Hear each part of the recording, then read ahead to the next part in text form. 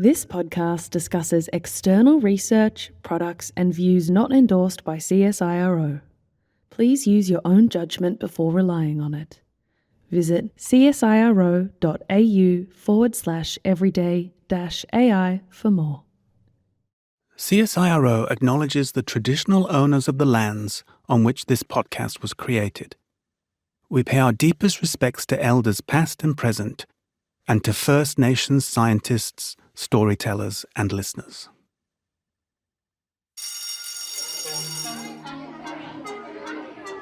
An eye-watering amount of people leave, and leave quickly in less than 5 years.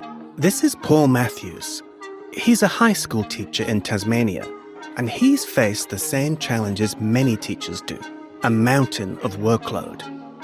He says it's pushing many talented teachers out of the profession. It's not because they don't want to inspire the next generation anymore. It's just simply because they're overwhelmed and stressed. But one day, while chatting with a friend at a barbecue, Paul had one of those aha moments. My best friend and I were cooking burgers on my deck. He was going to build himself an AI model for things like lesson planning, creating small quizzes for his class. I said, man, look, you know what? I think that's a fantastic idea, but I really do think that there's a lot of people out there who could benefit from that sort of tool. It helps teachers by taking care of lesson plans and assessment. Its mission is to lift that administrative burden off the shoulders of teachers who have found themselves in the thick of an education crisis.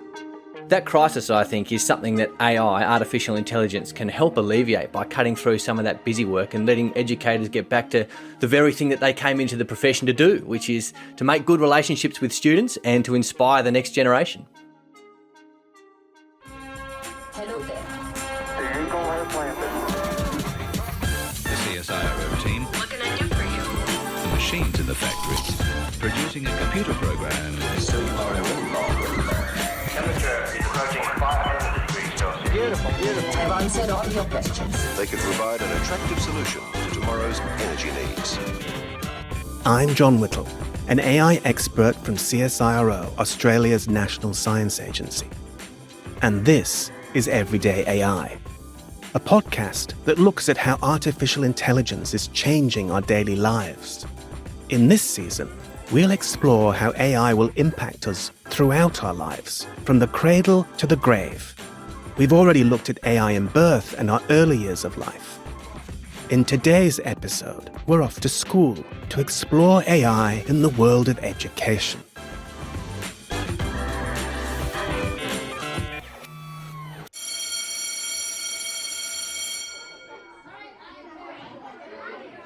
The classroom is where we start learning about the world, our place in it, and our future paths.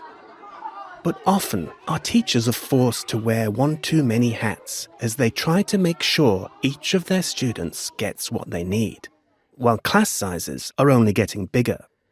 Could AI be a secret weapon in the education toolkit, freeing up teachers for more one-on-one time and identifying the students who need a little extra help? In this episode, we're going to find out if AI in education is a game changer or if it's just another fad. Whenever technology advances, we question how it will impact our children's learning. First, it was calculators, and then computers. People questioned whether kids would just stop learning maths and rely solely on these machines. But that didn't happen. Calculators actually help students go further with maths. Now the hot debate is artificial intelligence. Some schools are embracing it, while others are a bit nervous, and some have banned AI tools altogether. So the big question is, can AI be a helpful tool in the classroom? Or will it ruin the education system? We need good lessons. We need to be curriculum compliant. We need to have our emails replied to and our workplace health and safety stuff ticked off. But we just don't have 50 hours in a day. Back in January 2024, Australia's Federal Education Minister called it a national crisis. Too many teachers are leaving the profession, with a whopping 20% quitting within their first 3 years.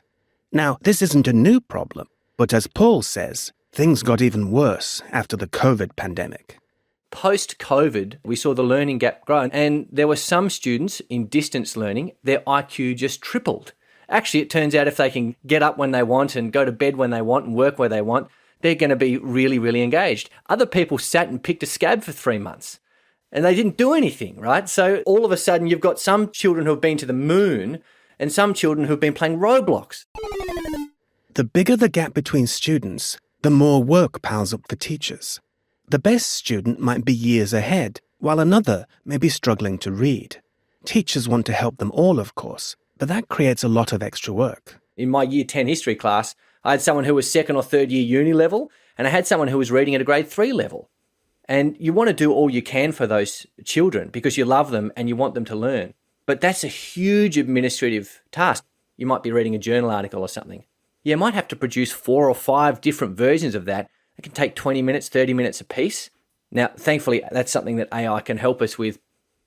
AI tools like MyTeacherAide could help tackle this challenge. This AI-powered toolkit is designed to help teachers work smarter, not harder, so they can take care of all the different needs in the classroom. MyTeacherAide can help teachers with all sorts of tasks, from writing feedback and emails to parents, to whipping up quizzes and worksheets. It even helps create personalised lesson plans for each student. Say they want a lesson plan, they can select a lesson plan, select the part of the Australian curriculum that they want it to be from, and then they can choose 1 or 2 other small bits of data. How do I want to assess the learning? How long is my lesson? So that's a few bits of simple input on their end and a click of a button, and they've got a rough and ready lesson plan that, again, then they can mould and shape to their context. Think of it like a helpful chatbot, similar to ChatGPT. The teacher picks the grade, subject, lesson topic, and what they want the students to learn. Then, the AI tool spits out a draft lesson plan. The teacher can then fine-tune the plan, adding to it and changing it to suit their needs. They can even make multiple versions to cater to different learning levels in the class. This saves teachers time so they can do what they do best, connect with their students. If giving feedback takes you 16 hours, you're going to do it twice a term. If giving feedback takes you 45 minutes, you can do it once a week. And feedback is one of the biggest needle movers in all of education. AI programs can also help teachers give more frequent feedback to their students. According to Paul, the results are impressive. In a pilot program with MyTeacherAide, 100% of teachers felt they were able to far better manage their workload and stress levels. My favourite story is a teacher who came to me with tears in their eyes. They work at my school and they said, in 2 days, I just did all the work that I had allocated my summer holidays to. And so for me, from a teacher burnout perspective, that teacher has their holidays back. Imagine a student in your grade 10 class who's reading at a grade 3 level. The teacher could rewrite the material in simpler English, but that's incredibly time-consuming, and teachers just don't have the spare hours. This often means some students just fall through the cracks and get left behind. So that student is then sitting there, they're trying to read something that's 5 reading levels above their capacity, and they just start making paper planes out of the reading and disrupting the class. We can now take the disparate group of students in our class and we can meet them right where they're at, and that's not going to cost me my evenings, weekends and holidays. It's actually going to take me 30 seconds a piece with a copy and paste of my text and the click of a button, and then I'll have material that's appropriate for them and where their reading and learning is at. I have a favourite teacher, and what makes them great is they're really nice. They're not too hard on you, so you don't get stressed if you're going to do it right or not. They're nice and try to make the work engaging. Someone who cares about you. They just help me with my ideas and they include me in theirs. We've talked about how AI can help lighten the load for teachers, but what about the students? Take students with disabilities and neurodivergent learners, for example. AI programs have the potential to offer support for their unique learning needs, helping them reach their full potential. There's always hurdles and challenges. You're working with a huge range of capabilities in the students, including physical needs and their communication needs probably being the biggest challenge. So you're constantly having to find new ways to do things, I guess. This is Belinda Dean. She works in disability inclusion and has spent 19 years as a special education teacher. Initially, when I started teaching, there wasn't actually any kind of curriculum whatsoever for students with special educational needs. We still find often that there isn't the same level of resources out there as there is for mainstream teaching. Like Paul, Belinda says tailoring lessons to individual students with different needs is a huge hurdle for special ed teachers. I've worked with a number of students who are completely nonverbal and might use a range of assistive technology to communicate. I worked with a student last year who used a lot of eye gaze technology to draw and create art, which was really exciting. Eye gaze technology allows people with physical disabilities, limited muscle use, or voice control difficulties to use a computer. All they have to do is look at the screen, and they can communicate with others, search the internet, play games, and even draw pictures. For Belinda, this technology hits close to home. My son is 10. He goes to the local primary school. He loves tech, like lots of neurodivergent children do. She's seen firsthand how technology can empower kids with learning differences to thrive in the classroom. She's excited about the potential of AI to not only benefit her students, but also her own child. He's started to self-learn the guitar as well, so he's loving responsive music programs because face-to-face learning can be so exhausting for him that he can sit there with his iPad and he plays and the program actually responds whether he's got it right or not. He can just do it in his own space and time and still get feedback. Music programs like the one Belinda's son uses are a great example. They use AI to track your playing and adjust the difficulty based on your skill level, making learning an instrument more fun and engaging. We saw in the relatively recent Top Gun film, Val Kilmer's voice being able to be recrafted, I guess, so that it could be used again. It's so exciting for these kids if they've got one or two words but not a whole vocab, that their voice could be recorded and potentially created into a program that can speak for them in their own tone of voice. A quick throwback. In episode 4 of our first season, we talked about how chatbots can help kids with autism spectrum disorder communicate. But back to Belinda's school. Every child with a diagnosis definitely has a different range of skills, but there are certainly things that you can put into AI to say, I'm working with a student who struggles with maybe self-regulation or coming up with writing prompts or a range of things, really, and you can put that in and say, here's my learning for the group for the day. Can you rewrite this and offer suggested supports for this child? Belinda says, while some teachers might be nervous about using AI in the classroom, many are finding real benefits. Let's hear more about the impact on students. Here's Paul Matthews again. I've seen students come alive with materials that are suited to them, and they've been in their classes. They've been 3 or 4 levels behind, 3 or 4 grades behind for 5 years. And finally, they're able to have resources that are tailored at their level. And it's a beautiful thing. It's a magical thing. And it's something we wouldn't have without artificial intelligence. Let's quickly break down how these generative AI tools work. You might be familiar with ChatGPT, but it's not the only one out there. These AI tools aren't specifically designed for educational purposes, but most are free and pretty easy to use. They're called generative because they can create new text formats, like lesson plans or stories. They can also remember information you provide and adjust their output based on that data. You can think of them as advanced text generation tools. Their secret weapon is the P in GPT, which stands for pre-trained. These systems are trained on massive amounts of language data, like hundreds of gigabytes of web pages, books, and articles. By analyzing this data, the AI learns how to write clearly and can understand a wide range of topics. Finally, the T stands for transformer. This allows the AI to interpret every word in a sentence at once and compare it to everything else, all at the same time. Now, that's a big simplification, but it's the thing that makes these GPT systems so fast and affordable. Of course, when you're trained on an internet's worth of data, you're bound to get some things a little mixed up. Sometimes, generative AI tools make up information, and we call this a hallucination. So it's important to be aware of these limitations. My favourite AI hallucination was when someone asked ChatGPT what the world record for crossing the English Channel on foot was. And they were like, oh yeah, it was this Polish guy who managed to do it entirely on foot. Most people swim, but the experts can walk. And you're like, man, it's just making stuff up. It's just hallucinating.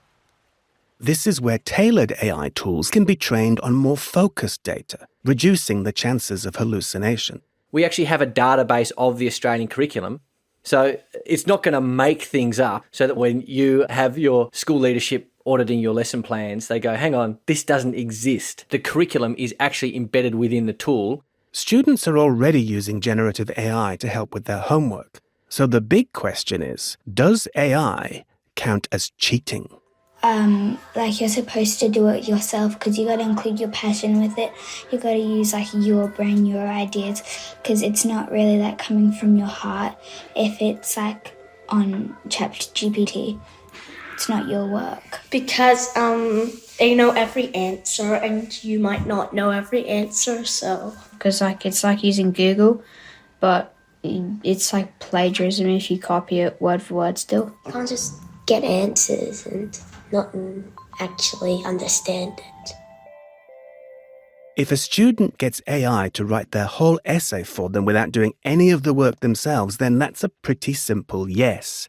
But the real problem, according to Paul, is how this impacts a student's learning in the long run.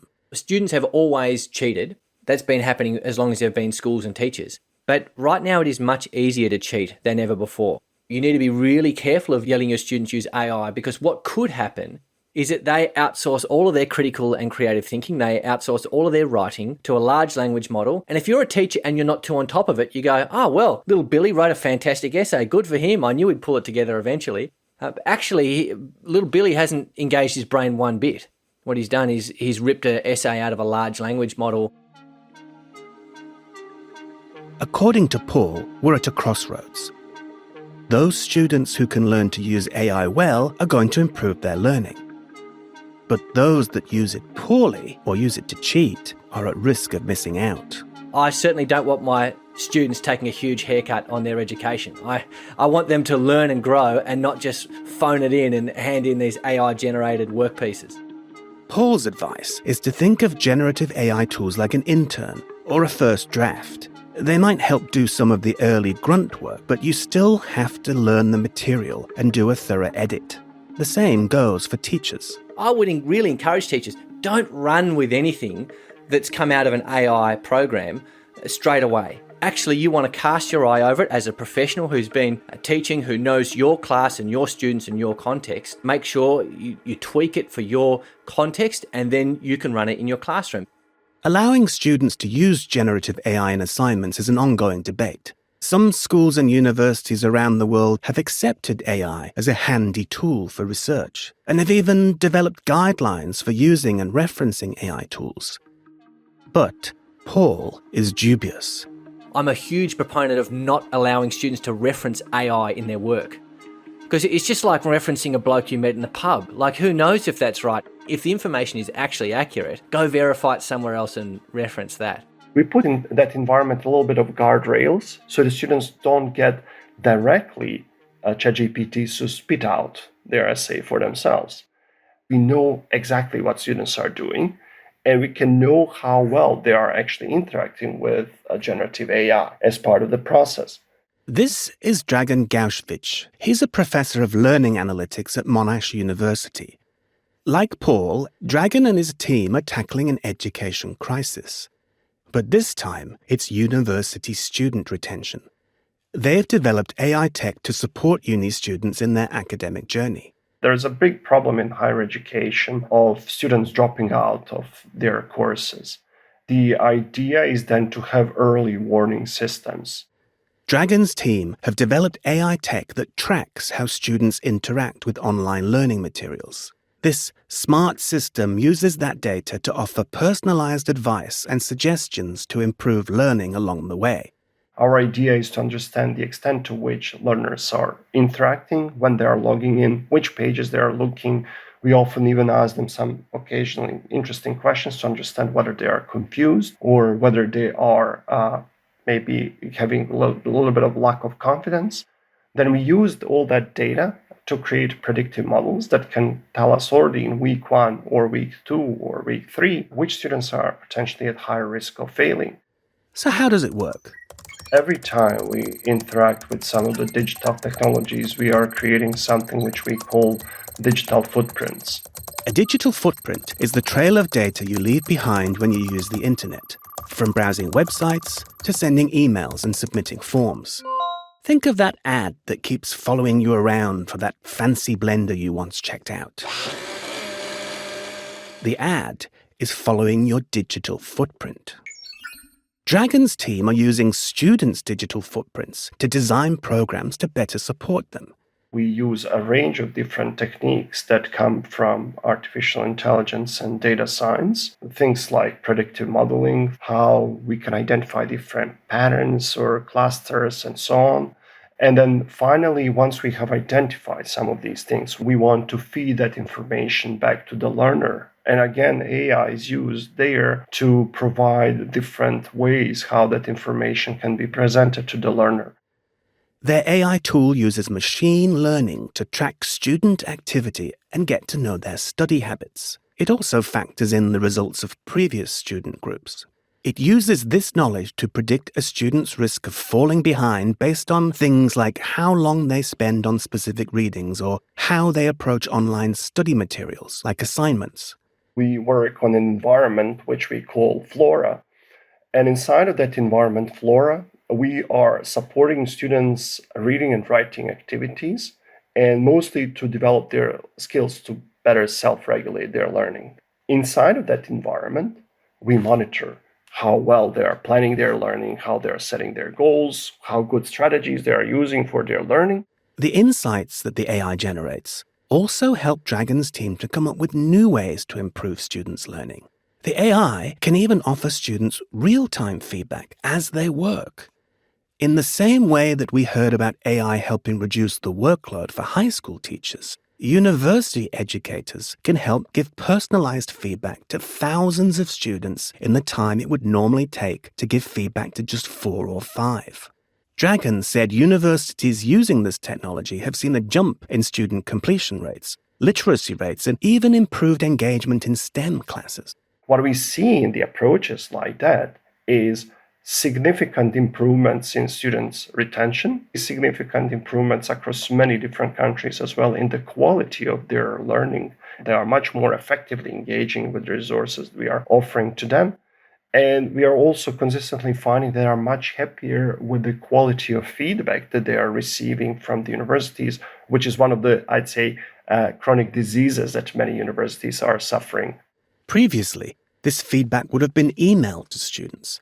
These days, AI can give personalized feedback directly, and they can even chat with students to ask questions and get clarifications.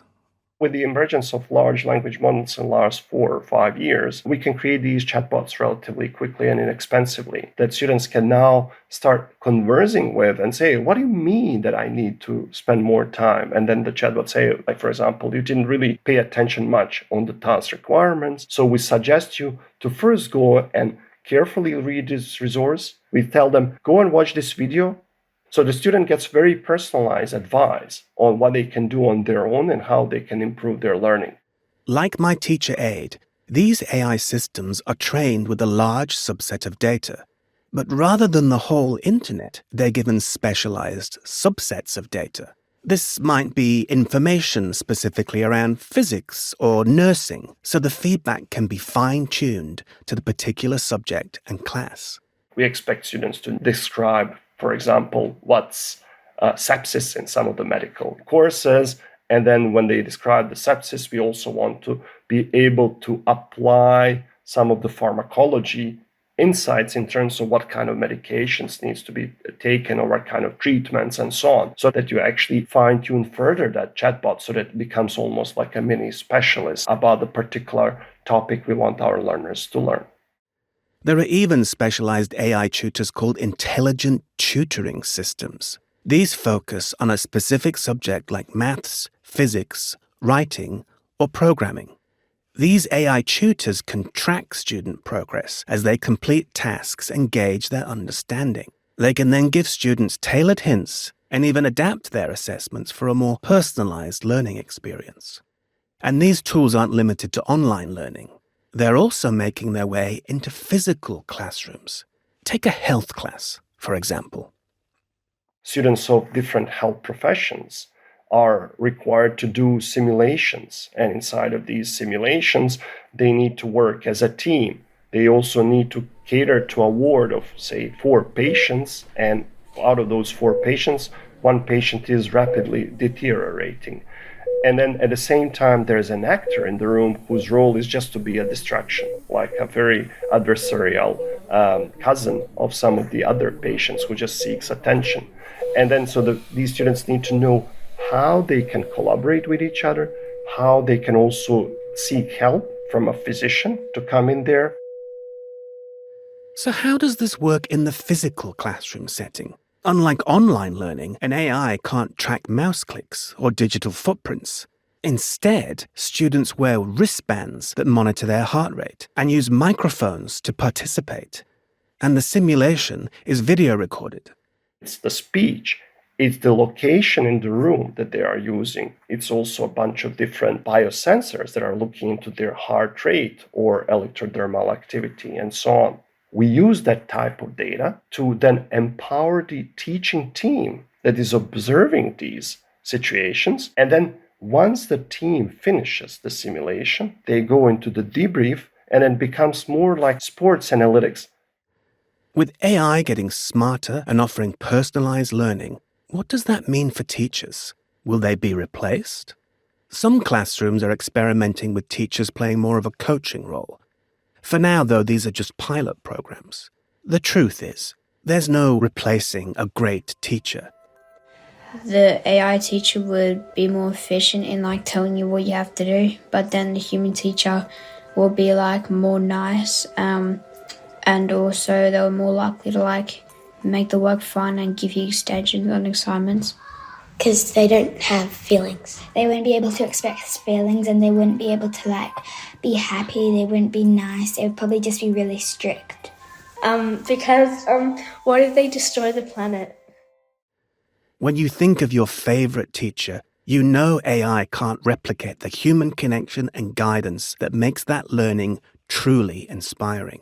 The teacher's role is really important because that human connection is providing the empathy, providing the support that education should have, that students can feel much more comfortable to be welcome and to have a trusting environment that is not just judging them, but at the same time is supporting them. Here's high school teacher Paul Matthews again.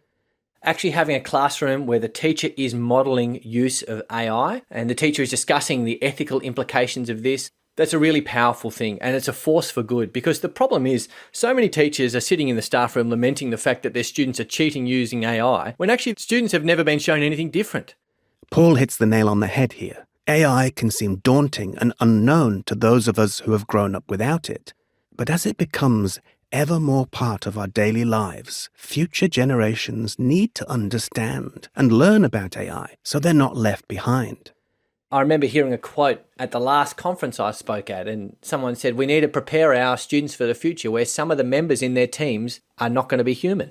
And that was a watershed moment for me where I said, wow, yeah, that's true. So things like sort of AI hygiene, AI literacy, they're going to be really important. Now, at the same time, I think your traditional essay, your traditional pen and paper exam, I'm still a big fan of those. There's actually still a really big need for students to write by hand, to think logically and clearly, to generate ideas with a pen and paper, to maybe, even if they're using a laptop, to stare at that blinking cursor as they think of ideas. They're formative practices for us. They help us nourish our creative impulses.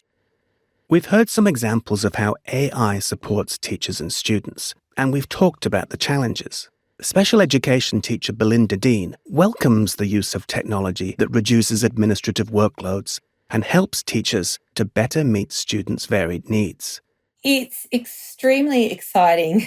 Teacher burnout is a really common thing, and that paperwork side of things is absolutely being communicated as a huge reason a lot of teachers are leaving the profession. So the capacity to lighten that load is so exciting and so positive. As we look towards the future, AI could be the key to helping us unlock educational resources for everyone, making personalised learning and support more accessible than ever. Paul is optimistic too. He sees AI as giving students a personal tutor. We know from work done in the educational field of something called the 2 sigma effect.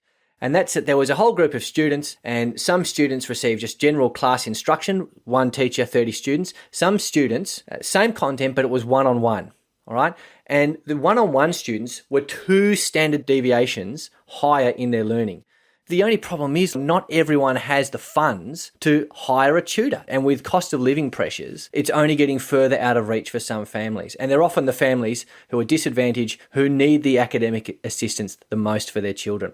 And so that's where something like artificial intelligence could be a fantastic tool for students who don't have the means to get a tutor, but do want tailored, individualised feedback at a really rapid pace that is able to help them overcome hurdles that they may have. As with any application of AI, time will tell if education improves or not. There are clearly potential benefits, but we also need to remember that AI cannot be a solution for the education crisis on its own. Solving the crisis may require wholesale changes in the education system itself, not just a technology fix. And how will AI affect how students learn? Personalized AI learning systems offer great advantages, but we also need to make sure that AI doesn't stop our kids learning skills like creativity, problem solving, and creative thinking. These are some of the things that make us human after all.